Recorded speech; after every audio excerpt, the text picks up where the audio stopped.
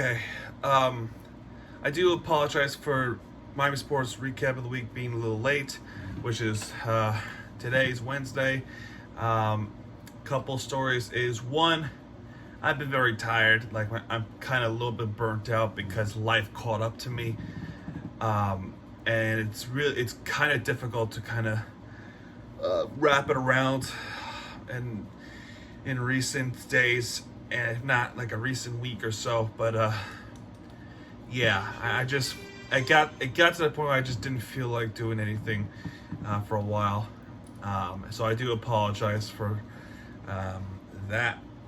So, and number two, if you may have noticed, I am not wearing a typical nice button-down Hawaiian shirt. I fucking lost it. Yeah, it's misplaced. So I'm gonna have to get a new one. It's somewhere around here, but in the meantime, I am wearing this today for this recap. So as you may know, tonight is Wednesday. So I'm gonna be talking about from what happened last week, which is a strictly for that week. This week we're gonna talk about next week. So anything that happened yesterday with the Marlins, I'm saving that for next week. Anything that's happening right now with the Marlins tonight there's a game on, I'm saving it for next week. And for tomorrow, I'm saving it for next week. So I'm only talking about what happened last week. And last week has been mediocre. And the reason why I said mediocre is when we had one of the best times for Miami Dolphins football, but also the worst time for Miami Hurricanes football. And the reason why I say this is because we went and played against a very winnable Middle Tennessee Blue Rays, only to get squashed.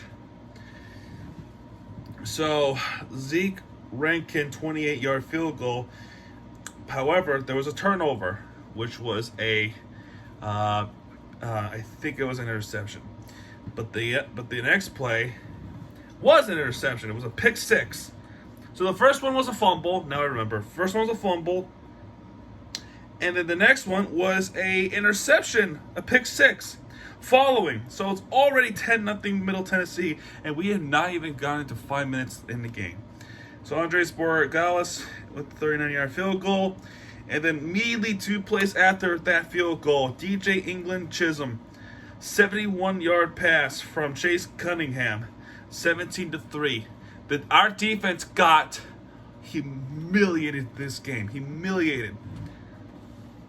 Oh, and guess what? Next, Chase Cunningham exposed the defense again for a 9-yard. It's 24-3. So, second quarter, late in the second quarter, finally, we got a touchdown. We got something in the end zone for what felt like an eternity. Henry Parrish Jr. 6-yard pass from Tyler Van Dyke. Third quarter, Elijah McCaff 69-yard pass. Only took 2 plays after we could not get the ball into the end zone. Only 2 plays. Throws the ball deep, called it for a touchdown, runs it in.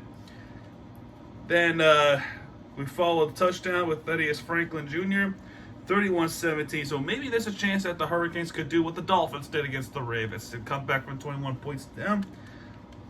DJ England. And this play pissed me off. This defense should have fucking covered what they didn't. DJ England Jr., 98-yard pass. Literally got exposed again. We got exposed again. It only took 1 play. This is the kind of dream that we wanted, not a Conference USA scrub. 98-yard pass. Next is Keyshawn Smith, 91-yard kickoff return. So that was a good one. And then Frank Pazit's 1-yard run and it took a long time for them to get started. Today's Franklin Jr. 1-yard pass. But that is it. We just could not do anything else. Jake Garcia, the fans were just so turned off by this game. But the only excitement that happened all game long was Jake Garcia coming out to try to get the get some plays in, and then they did. That's where the Franklin Jr. 1-yard run happened. Either way, there's something wrong, and it has to be addressed. The few injuries really killed this team, and I don't like it. I hope they do something about it. I don't want to talk about it anymore. Okay. Yeah, I know where we are. All right, Cubs versus Marlins. 3-10. The first one, Edward Cabrera with 4 strikeouts, 5 innings pitched. Not bad. Morel homered to center. This is Chicago. 1-0 Chicago. And Happ doubled to deep rights, which is 2-0 Chicago Cubs. John Birdie homered to left center, 2-1. Then we got Brian Taylor Cruz homering to right, which is a grand slam, 5-2. And what a grand slam! I love this hit. John Birdie single to center, which is a 1-run in. And Gerard Encarnacion on a wild pitch comes in. So that is a good running. McKinstry with double to left center, 3-7. Miguel Rojas single to center, 3-8. And then Charles LeBlanc 2-run home run to make it 10-3. So good win, but at that point we already got eliminated. This game, Groshans reached on an infield single, which allowed JJ Bleday to score. And Jesus, or no, not Jesus. It was Pablo. 5 hits, 1 run in. So, Bote, homer to left center, which is tied the game. Bote hit a sacrifice fly to left. And guess who gave up that run? Stephen O'Keefe. And once again, I'm going to say it again, he's got to go. He is so terrible. He might be the worst relief pitcher that we have all season long. We lost this game 2-1 because of it. So the next game, we were winning 3-0. We were winning 3-0. Nick Fortes homer to right. That's a 2-run home run. Lewin Diaz with the homer to right, which is 3-0 Miami. 7th inning, Wisdom homer to left, which was given up by Luzardo. And Brazil's sacrifice, and then there was a throwing error. There was 2 errors thrown. And I swear to you, guess who gave up the error and guess who gave up those runs? You guessed it, guys. Stephen O'Keefe. Honestly, this has to happen. Once we bring Stephen O'Keefe in the game, that's it. It's over because he's gonna blow it. Just like I seen him blow the game against Texas Rangers of all team. So, and because of this, grounded field's choice by Bolt, and Happ hit a sacrifice fly. Honestly, he is so terrible. He is terrible, and because of it, we blew the 3-0 lead against Chicago. We lost 4-3 at home. Disrespectful at its finest. Fuck. Then we play against Washington. Thomas homers to left. Garrett Cooper double to deep left. That ties the game. The good 6th inning start off with De La Cruz getting hit by a pitch. LeBlanc single to left center, which is 3-1 Miami. And Miguel Rojas grounds into a double play. Shortstop was able to get to first. Bleday scored. JJ Bleday hit a sacrifice fly, which is 5-1 Miami. Meneses would get a double. Braxton Garrett gets a victory. Pretty good outing. Pretty good. 6 strikeouts, 5 hits, sure, but overall, I thought his performance was pretty good. So, next 4-1, and guess who? Sandy Alcantara, 11 Ks. If that doesn't deserve a Cy Young award, I really don't know what is. He almost had a 6 complete game, but Manley thought it was best to just put in Dylan Floro to get the save, which honestly, I don't blame him. I don't blame him at all. But it's against the Nationals. If anything, if this one runs was scored, then you would definitely leave out. Alcantara to try to pull it off, but he was. But Floro got the save. But not before Blade tied the game. Or no, actually he takes the lead. Brian Taylor Cruz homer to center actually. I'm so sorry. 3-1, and Miguel Rojas double to right, which is 4-1, and that ends the game 4-1. Miami. So we win the series again. This one, however, everything just went completely wrong. Edward Cabrera just did not have it today. 3 runs were given up, and then he had to leave in the 4th inning. Menendez homered to center, which is 2-0 Washington. Abraham stole home actually, and that was some play that happened. Abraham stole home, and when he came in, and then it was just like it was too late. Abraham singled to left center, 4-0 Washington. Vargas doubled to deep left, which is 5-0 Washington. It was game, set, and match. With Diaz homered to right, so there's our consolation, and then Garcia singled to right center to put the game away 6-1. It was an interesting segment in this game. There was an appeal play, and the appeal play was number 5 of Washington. I'm not sure who it was. There was a situation where he did not touch home plate, and Nick Fortes was right there. The umpire never made the signal of out or safe call. So what happens is, because there was no call made, you can appeal it to the umpire. You can either touch home plate to appeal out there as an appeal, or you can tag the guy who missed the bag, and he gets called out. That's the rule here. That's why you want to watch the umpire if he makes the call or not. But if he doesn't, and you feel like there should be out or safe call, you can appeal it, and then you make a call. That's the analysis that Close Sports Call were making that analysis. So congratulations to them. There was a game last night. So I'm not going to talk about it until next week. We'll save it for that next conversation. Miami FC. We have reached October. We have played against Monterey Bay FC, a new expansion team in Northern California, close to a Bay Area. Nobody scored. It's a 0-0 draw. We were close. A couple of times we were close. 65% of possession Miami has compared to Monterey Bay with just 35.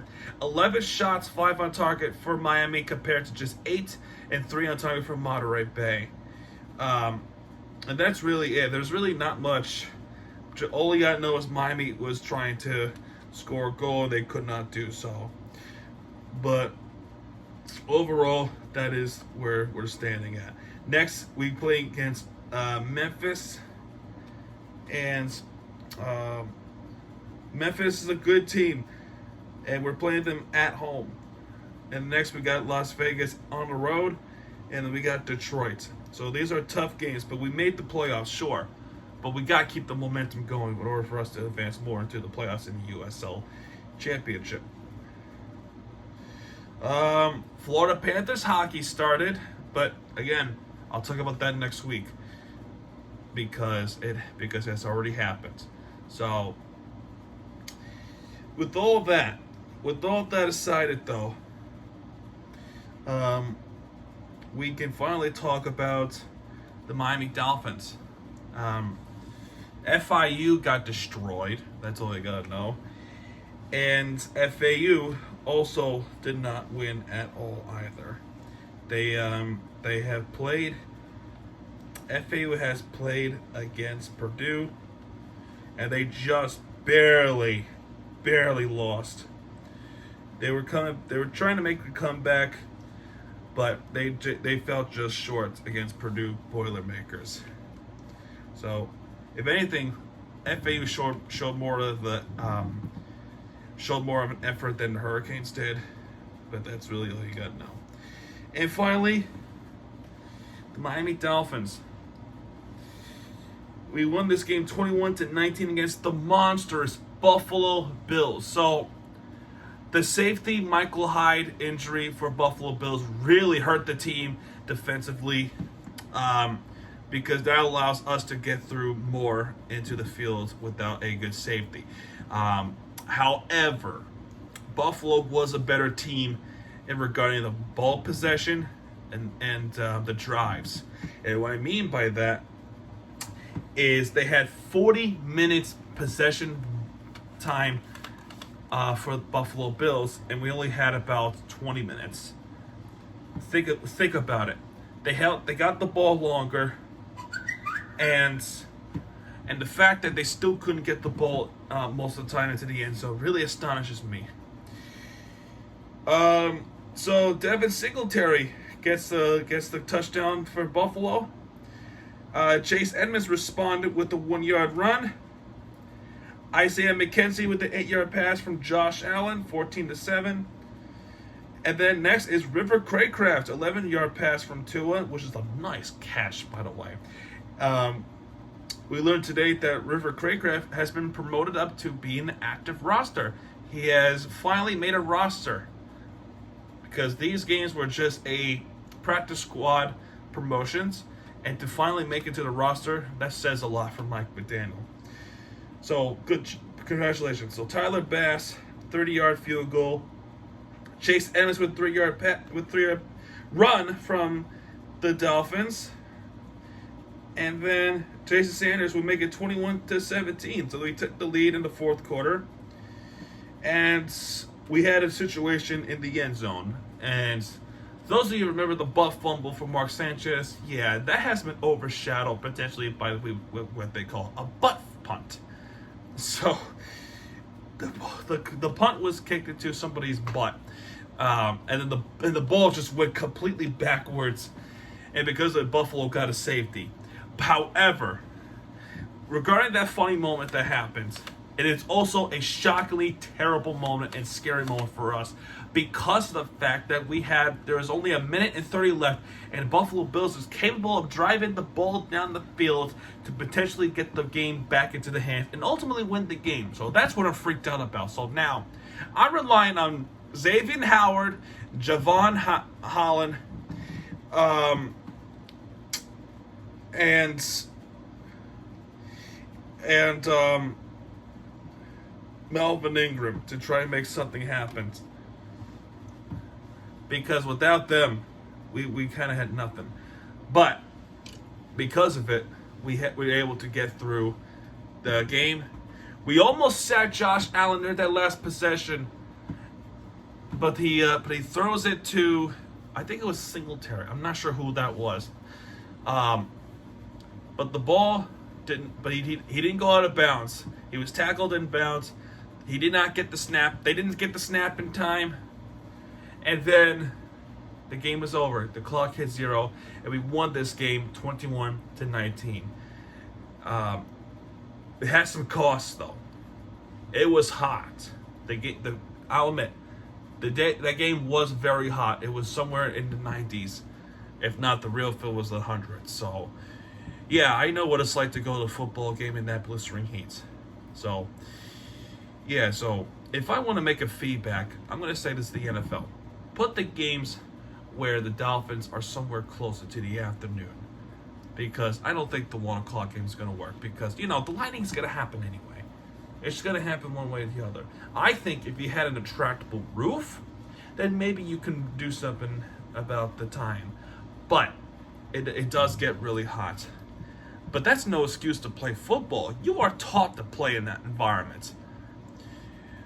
This loss really brought out the worst in Buffalo Bills players, not only with players, but more like with the coach and the offensive coordinator, smashing the tablet, destroying everything, making a big fuss, and then you got Bills fans saying we had a short-staffed defense.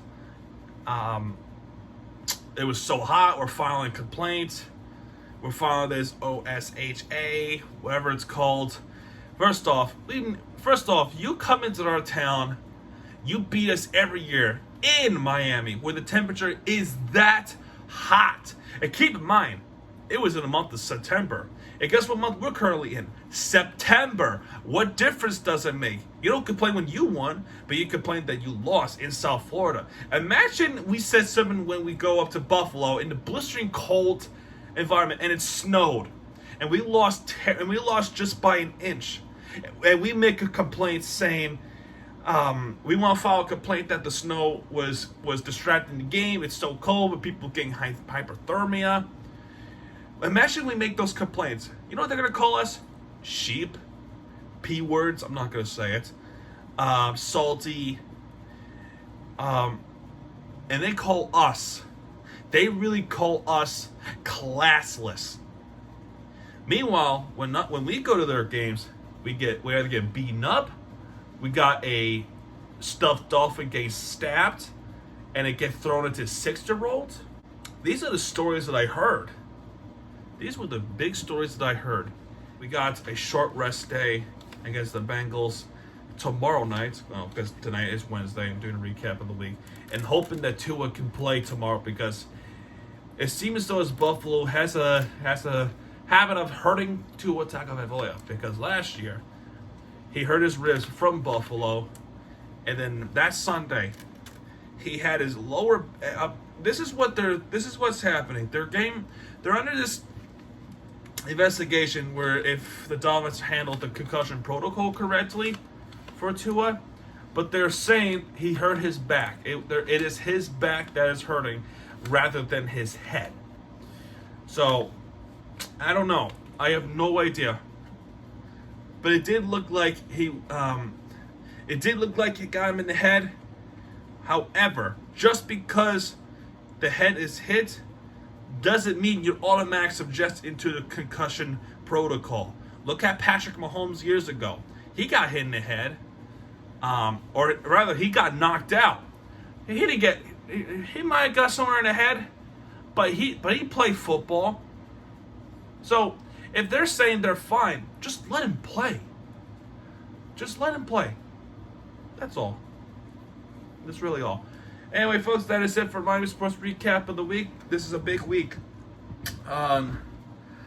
We got Friday. Tomorrow's big too, but Friday is also big as well, because tomorrow I already said it. It's Miami. Dolphins are playing against the Bengals on Thursday night on Amazon Prime, and Friday we got Inter Miami on the road in Toronto FC. We're fighting for a playoff spot for Major League Soccer. This is the point where it's a must-win. I do not care about the next two home games. I care about Friday. Friday is important. And if we don't win on Friday, well, then we're shit out of luck. Because it's so hard for us to win on the road, apparently. So, I don't know. We'll see what happens. And we got to find someone who can replace DeAndre Yellen because he got hurt. So, Christian McVay, Victor Oyola, or perhaps Harvey Neville. I don't know. Anyway, folks, that's going to do it for this tonight's episode. If you like this video, hit that like button, subscribe for more content. Miami TVG has your back. When he does, he'll be right there with you for the entertainment you deserve. Miami TVG sign out, folks. Good night, everybody.